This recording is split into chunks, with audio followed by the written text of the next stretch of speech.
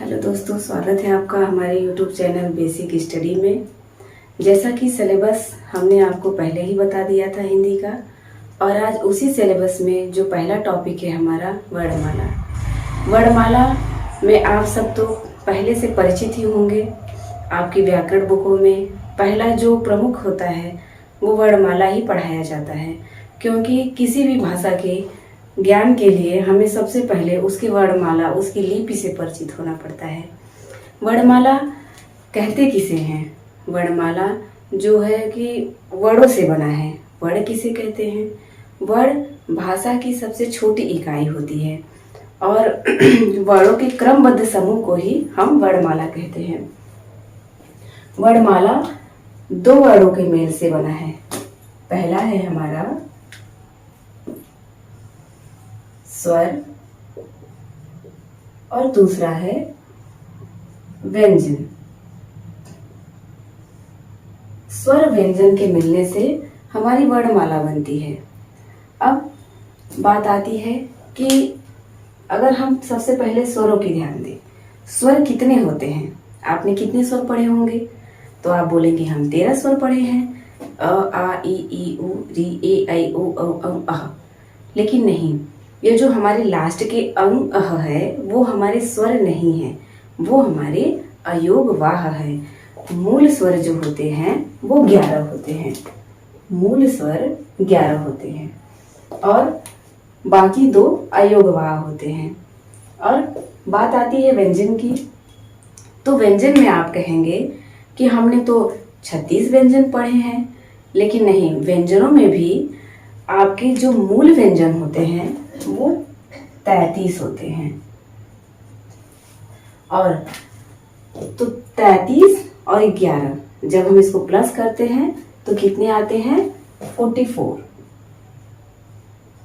तो वर्णमाला कितने हुए? 44। तो आप जनरली इतना ही कहेंगे, ठीक है, वो जब 36 नहीं है, 33 है और स्वर 2 जो अयोगवाह है 2 निकल गए तो 11 है, तो कुल मिलाकर के 44 हुए, तो ये मूल वर्णमाला हो गई। लेकिन सॉरी, कुल वर्णमाला भी पूछी जाती है। जैसे टोटल है 52। अच्छा, ये 36 आपने काउंट किया होगा कि अगर 36 ये हो गए और हमारे ये 11 हो गए, फिर भी तो हम मिलाएं तो ये 52 नहीं हुआ। फिर ये कैसे मैम ने कह दिया कि यहाँ पर 52 होगा? आइए हम इसको समझते हैं। सबसे पहले आते हैं व्यंजन पर। व्यंजन में अगर हम देखें तो व्यंजन के मुख्य 3 प्रकार हैं। मुख्य 3 प्रकार हैं। मुख्य रूप से पूछा जा रहा है, प्रकार नहीं, मुख्य व्यंजन के 3 प्रकार हैं। जैसे स्पर्श व्यंजन। स्पर्श व्यंजन जैसे क्या?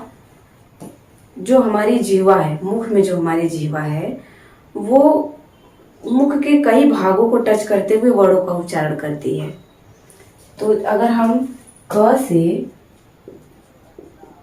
म तक वर्णों के उच्चारण में हमारी जो जिह्वा है वो मुख के अलग अलग भागों को स्पर्श करती है, इसीलिए इसको हम स्पर्श व्यंजन कहते हैं। स्पर्श व्यंजन की संख्या 25 होती है। 25, क्योंकि क से लेके म तक अगर आप काउंट करें तो एक एक वर्ग में 5-5 वर्ण आ रहे हैं। और दूसरा हमारा है अंतःस्थ व्यंजन। अंतःस्थ व्यंजन। अंतःस्थ व्यंजन ये य, र, ल, व, ये कुल 4 होते हैं। अंतःस्थ व्यंजनों की संख्या कितनी है? 4। य, र, ल, व। अब तीसरा जो है हमारा वो है ऊष्म व्यंजन। ऊष्म व्यंजन, इनकी भी संख्या कितनी है? 4 है। श, श, श, ह। ये भी कितने हुए? टोटल 4। अब ये तो हमारे कुल, अगर आप इसे प्लस करेंगे 25, 4 और 4, ये हो गए हमारे 33। अब इसके अलावा हम कैसे व्यंजनों को काउंट करें कि वो 52 आए? अदर भी व्यंजन है जिसे अब जानना है, जो कि व्यंजन के मुख्य प्रकारों में सम्मिलित नहीं होते हैं। अब ये अन्य व्यंजनों में आते हैं, जैसे कि हैं हमारे संयुक्त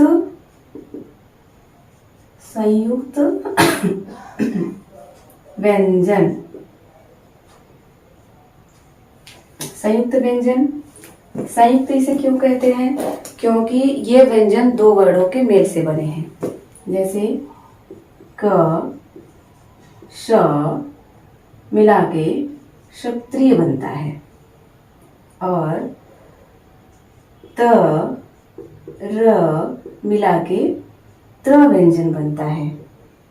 श र श्रमिक बनता है और श्र बनता है।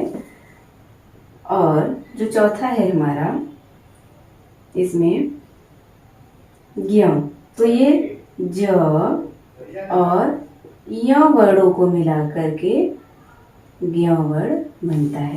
तो ये भी, इनकी संख्या कितनी हो गई? ये भी हो गए 4। और दो है हमारे उच्छिप्त व्यंजन। उच्छिप्त व्यंजन, उच्छिप्त व्यंजन क्यों कहते हैं इन्हें? क्योंकि देखिए, जो उच्छिप्त व्यंजन है ये दो हैं, ड़ और ड़, ये दो हैं। इन्हें उच्छिप्त इसलिए बोला जाता है क्योंकि जब इन वर्णों का हम उच्चारण करेंगे, जब इन वर्णों को हम बोलेंगे, तो जो हमारी जिह्वा है वो पीछे को मुड़ती है और झटके से आगे को आती है। बोल के देखिए, ढ़ ढ ढ़ ढ। जैसे पढ़ना, पढ़ना, तो उसमें हमारी जो जिह्वा है वो पीछे की तरफ मुड़ती है और झटके से आगे को आती है। उच्छिप्त शब्द का अर्थ ही होता है फेंकना। तो ड़ और ढ ये दो हो गए। और है आगत व्यंजन। आगत व्यंजन, आगत व्यंजनों में जो है, ये आगत व्यंजन जो हिंदी हमारी भाषा में जो विदेशी वर्ड आके जुड़े हुए हैं उन्हें ही आगत व्यंजन कहते हैं। जैसे अंग्रेजी के कुछ वर्ड आ गए, जैसे मान लीजिए जैसे डॉक्टर, ये सब वगैरह, बॉक्स वगैरह लिखे जाते हैं। और एक ज और फ, ज और फ एक फारसी शब्द जो कि उर्दू भाषा में यूज किया जाता है। ज फ ये दो हैं। और स्वर, स्वर जो है ये भी 3 प्रकार के होते हैं।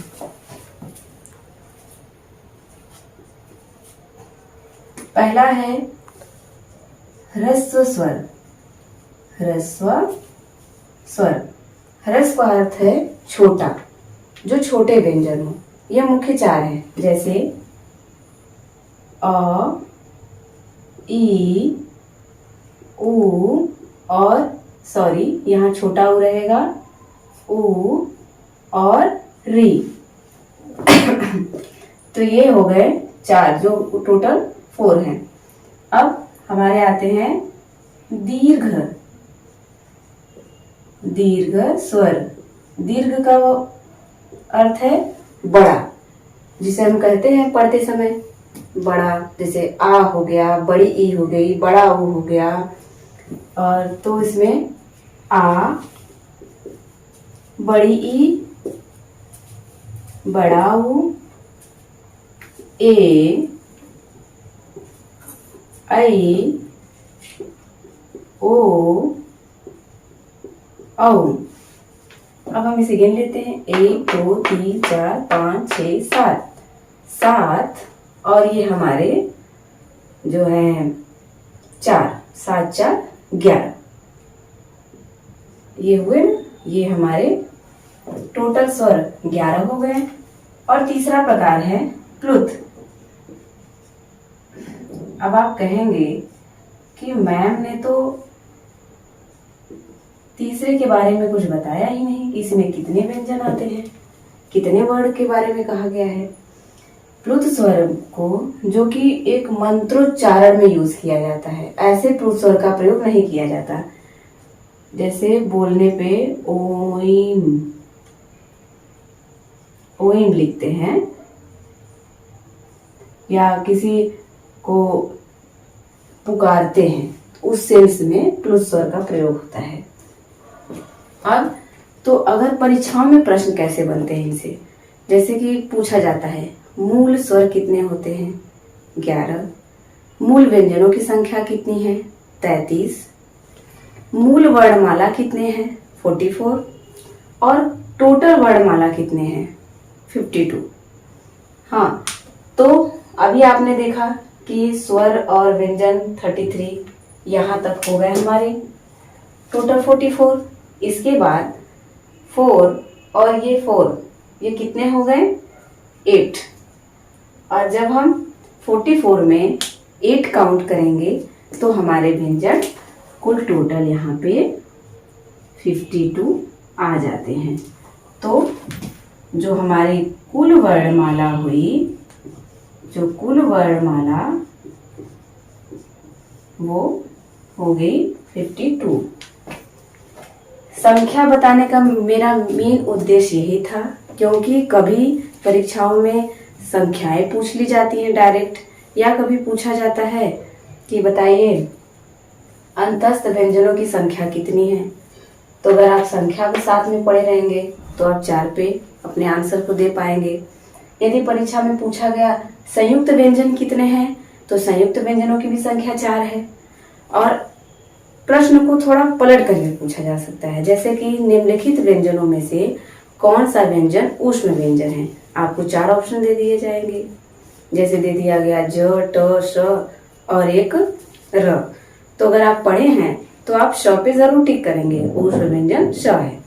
ऊष्म व्यंजन को ऊष्म व्यंजन इसलिए कहा जाता है क्योंकि जब हम इसका उच्चारण करते हैं तो हमारे मुख से गर्म हवा आती है, श, श, ह, इसीलिए इन्हें ऊष्म व्यंजन कहा जाता है।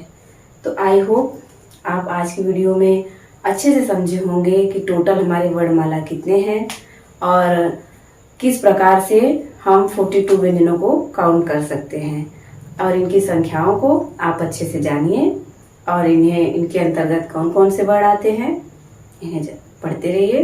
और अगले वीडियो में हम मिलते हैं, तब तक के लिए थैंक्स।